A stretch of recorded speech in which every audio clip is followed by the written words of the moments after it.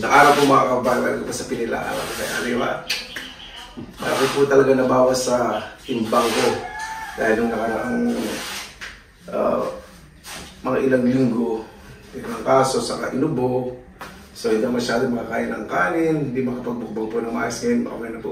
Malata lang po sa init. May natira nga po pala akong ano. Ito.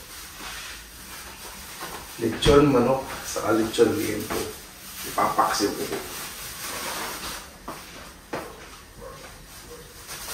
Unahin ko po muna ang isang kutsyo. Isa po itong ano. Itong liempo kasi medyo bake po na.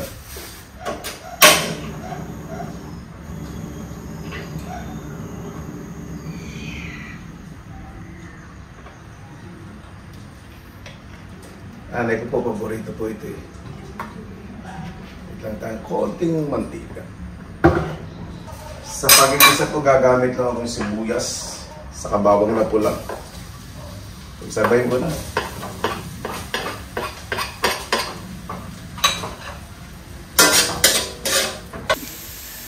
Yan, golden brown na po ang bawang. Lagay ko na po itong natirang inihaw na liempo. Nung minakbang ko ito, kasalo yung sarsa. Ito muna palalambutin ko. Para yung manok hindi madurog.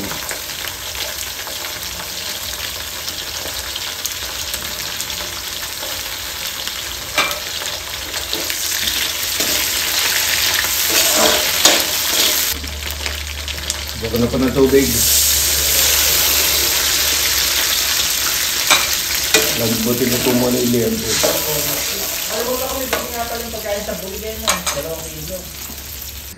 Ayan po si Nani, nandito na. Sinama na ni Freddy. Kasi pamunas nyo. Parang may muta pa kayo. Yung lechon paksi, ginisa ko muna sa bawang at sibuyas. Niligay ko muna yung liempo kasi medyo matigas. Nilagyan ko tubig, palalambutin ko. Tapos susunod ko yung inihaw na manok. Tapos, lalagyan ko sarsa, lalagyan ko laurel, paminta, asin, saka konting asukal, suka. Yun lang, di ba? Ginagawa nyo. Tama ba? Okay. Recipe ni Nanay. Ayan pala, dito na si Papa. Luluto ko ng paksiw na lechon liempo sa kawa. Ano ba no? Pasay-pasay ko. Lechon manok. Papalambutin ko muna yung liempo. Papa, ano gusto yung sabihin dyan sa mga... Sabi daw, hindi daw tayo makapagmukbang, bakit hindi ko daw kayo sinasama? Eh kasi may paggawa po rito. Kaya po hindi kami nakapagmukbang. Eh busy rito, may paggawaan. Tsaka nagbabantay ako, may alaga ako kung magandang prinsesa. Ito po yung prinsesa. Ayan. Magandang reyna pala. Dahil matanda na pala reyna. Hindi pwedeng iwanan nun. Baka mahipan ng hangin eh, magbago isip. Ito po siya, yung mahal na reyna na pag nahipan ng hangin eh, babago isip. Ito po eh, kahit hindi naliligo na isang buwan eh, halik-halikan ko pa rin po. Hindi naliligo, napaliguan ni Ate Maribig yan. Pinaliliguan pala ng anak. 1 linggo pagitan. 1 linggo pa. Hindi, lagi pa pinupunasan na. Hindi po kasi pwede ka na lagi pinaliliguan. Mahal na mahal ko po yan. Si Ate Lizel, ano din, pinupunasan si Nanay. Mahal ko yan. Yung kung eh, mahina raw siya magsalita eh. Hindi makapagsalita ng malakas. Pero pag ginandyan ng sweldo, tawag ako, ang lakas ng bunganga. hindi pag ginandyan ng sweldo. Oo. Eh, pag tinanong kung may pera ako, meron. Meron ka palang pera eh, ba't di mo ka binibigyan? Paano di ka nang hihingi?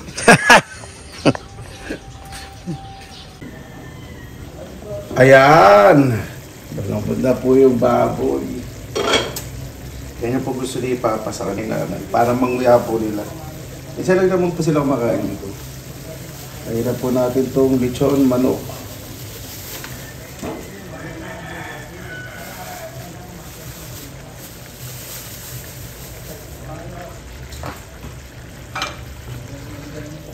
Isa po ito sa paborito ni Nanay. Kaya pag magluluto po ako nito, gusto ko yung style na luto ni Nanay. Ilalagdag pa po ako ng konting tubig pa ganyan.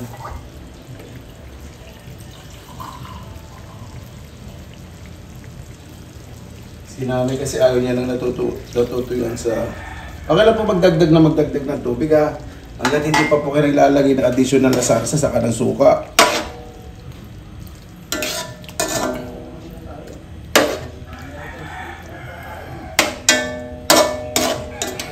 Yan.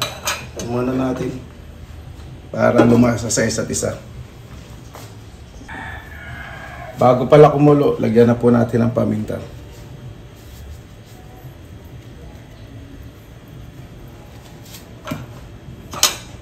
Po natin. Pwede rin po kayo maglagay ng buong paminta kung gusto po ninyo. Depende po sa inyo. Mas malasa po kasi yung buong paminta.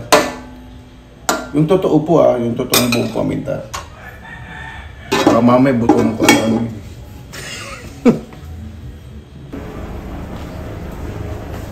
Yan. Napakaganda ng resulta. Diba?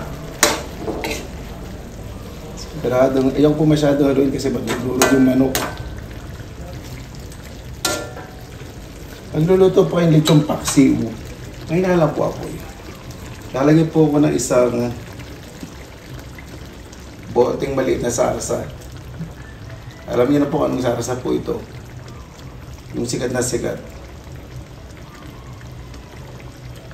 Baka naman hindi mo nababagot yung pangalan. Tiba-tiba na sa'yo. Sabay hindi ko. Alagyan niyo yung bote ng tubig, sayang. Mahal-mahal pa naman ang mabilihin ngayon.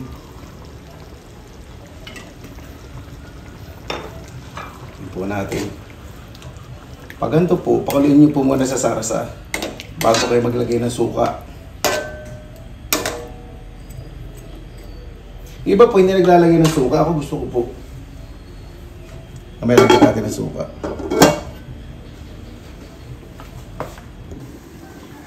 Kapag sinabi po talaga para saan pag lechong paksiw, ganda rin tsura. Lalagyan po talaga ng suka. Kasi di ba pag sinabi natin paksiw,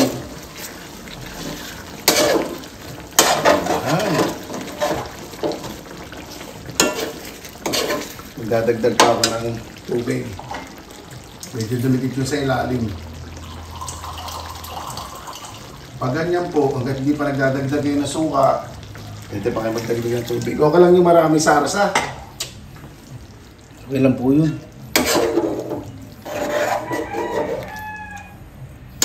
Hindi ako masyadong madurog yung ano. Baka maging sising na ito kilabas. Yan. Wala na mabuti. Wala nang dikit. Hindi naman sunog.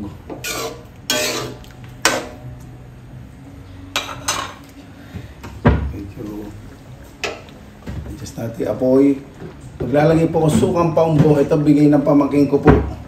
Ito trabaho po sa paumbong. Yung nakasama ko po sa mukbang na isang araw. Long hair po siya. Pag naglagay po kayo ng suka, huwag po ninyo tatakpan. Tapos maglalagay na rin po ako ng laurel. Dahil na po.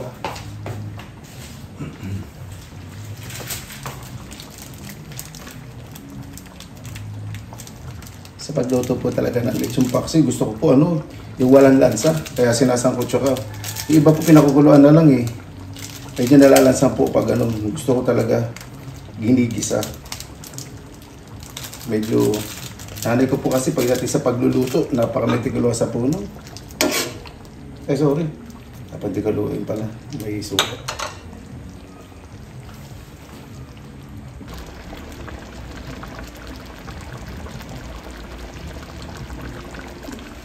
Ayan. Medyo malakas ang hangin sa labas. Ito po yung gusto ko.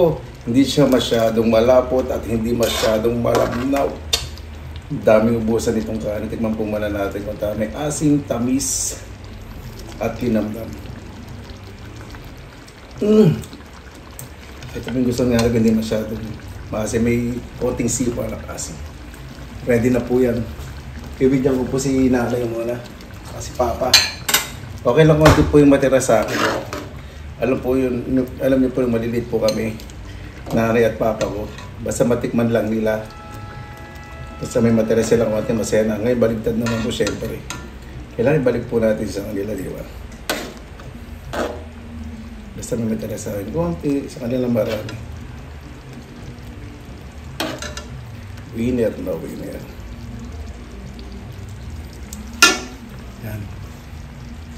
Kay nanay at kay papa. Ayan, nandito na naman po si Lenlen. May tinataguan ka ba? At bihira ka lang pumunta rito? Ano yung tinda mo? Patingin niya. Suwahi. Suwahi, saka sugpo, halo. Halo. Mga 1/4 lang to eh. Ano nga po po dyan? Anong naguhit yan? Ano ama? 6 na guhit. Nasasara. Sa Anong asiyan? isang guhit, 15. Isang guhit yan sa 5. Isang guhit, 35. Talaga naman. 350. Ang mahal ng... Magkano to? Ang mahal ng... 350? Grabe naman to. Biglang nalingon niya sa... Nung sinabing presyo, biglang nalingon. Biglang tumingin sa langit. Hindi, nasinok kay Sasay. Hindi, nasinok kay Sasay. Maganda po yung tinda ni Lenlen Suwahi sa Kasugpuhalo. 300 daw po ito, 6 na guhit. Ayun. Nangumakopa pa. Ayan, lato na po ang halabos. Asin lang po nilagay ko po dyan. Dahil ba na baka ma-overcook na naman at mangitim. Ayan, naging salada din po ko ng magagamati sibuyas, bagoong konti sukal at suka. Ito na, supot, suwahe, chumpaksiw, at kanin. Kain na po tayo. Mabuhay yan! Maraming salamat na po sa Panginoon. Kasama-sama na naman po tayo. Masaya po ako dahil okay na po ang pangaramdam ko. Maraming salamat po sa inyong mga concerns. Sobrang salamat po.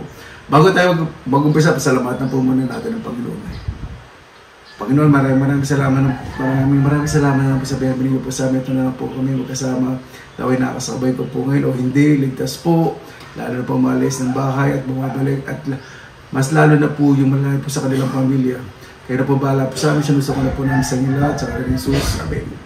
Sana po natin. Sag ka muna yan. Space. Mura na rin po yung tinda dito sa Supo sa Aswahi. 300, dami. 6 na guhit daw po. Sa isip ni Lenlen, 6 na guhit. Tansyahan, hindi. Nadagdagan niya naman po yan.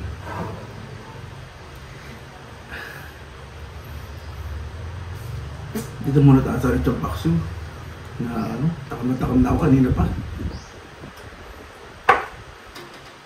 Yung marami, binigay ko kay nanay. Medyo naasiman daw po sa sinanay doon sa luto. Hindi na maasim.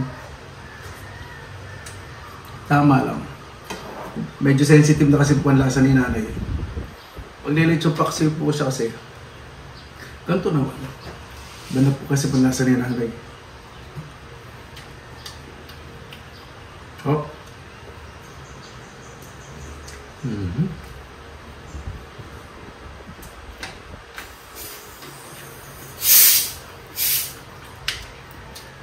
Sarap ng lembo. Yung balak. Isa na sa lasa ng lechon.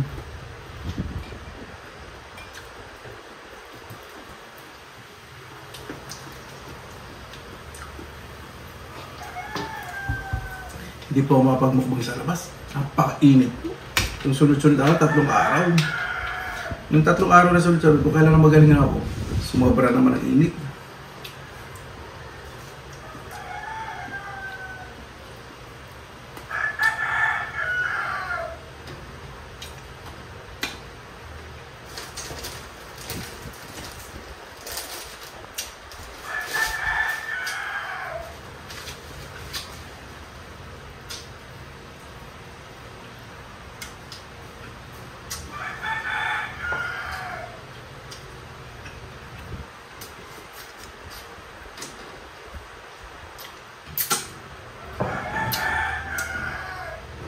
Ito pwede na magsili. Paminsan-minsan po magsisili. Saladang manggang kalabaw. Napaka-asim.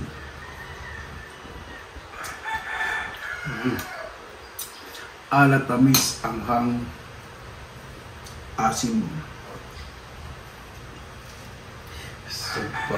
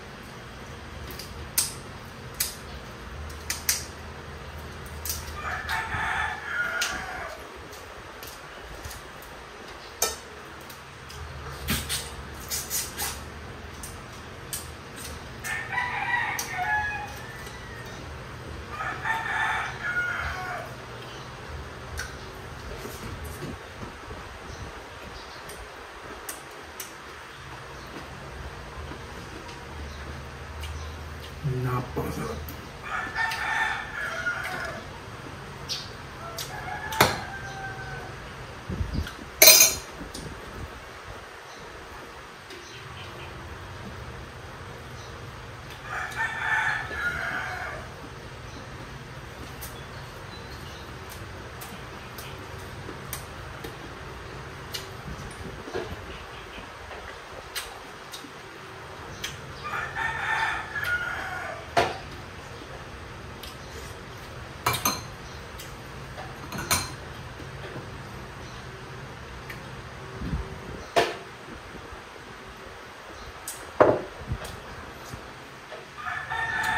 Suwahe matamis.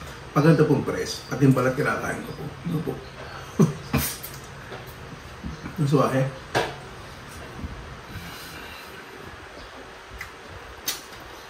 Malutong yung balat. Kaya hindi ko po umabol ko. Pag pula na, kailangan ko lang pong takpan para hindi dumig yung balat, yung laman sa balat. Pag overcook.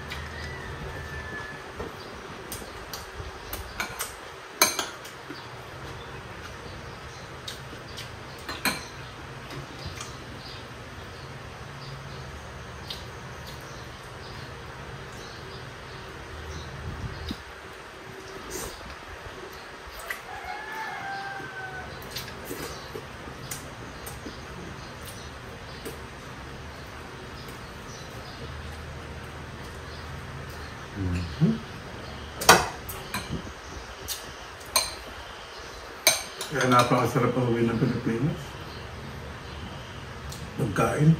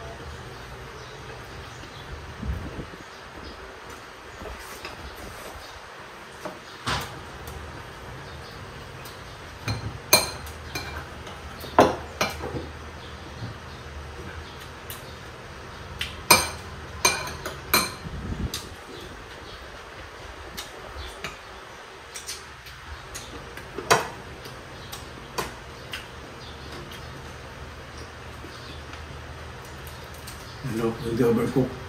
Alam balat ng sumpo.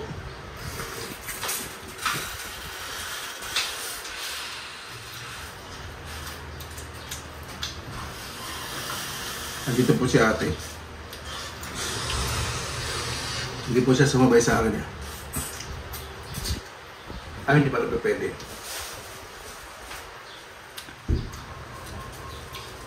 May pork kasi.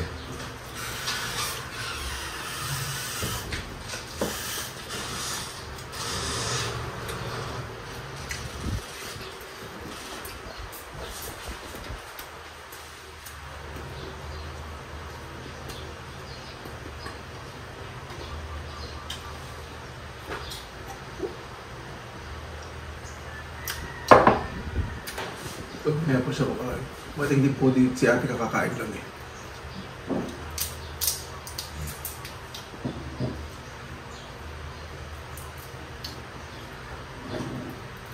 Ito ang paborito ko ng nanay ko. Suwahe. Pero hindi madalas na binibili ng swahe. Sinari syempre baka magka-uric. Binabantayan ko rin po yung pagkain ng nanay ko.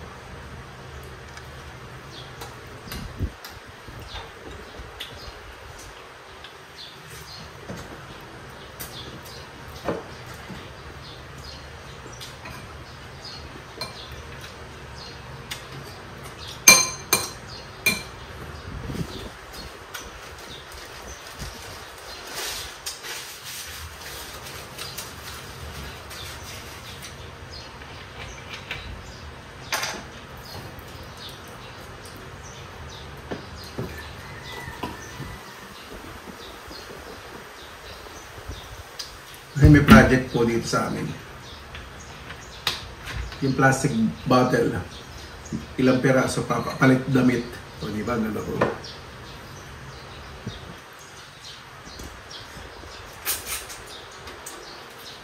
So, hindi ko lang tinatanggal ang balat kasi masarap. Kusog po dito.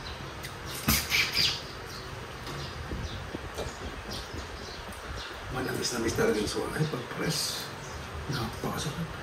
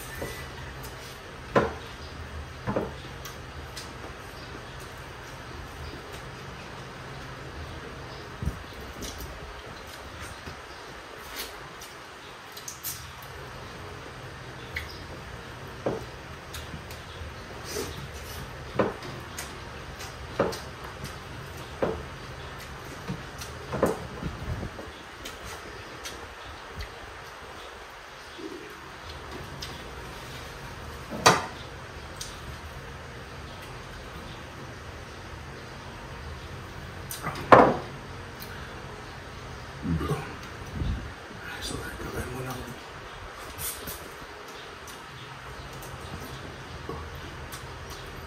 Ito pag malaki, hindi ko nakain yung balat. Medyo mauna. Ito maliliit lang. Yung pag-presyo. Yan yung balat at iba.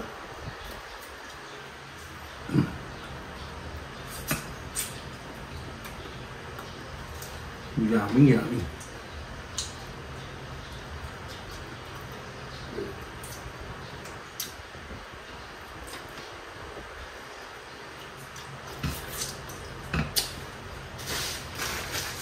Sorry ba?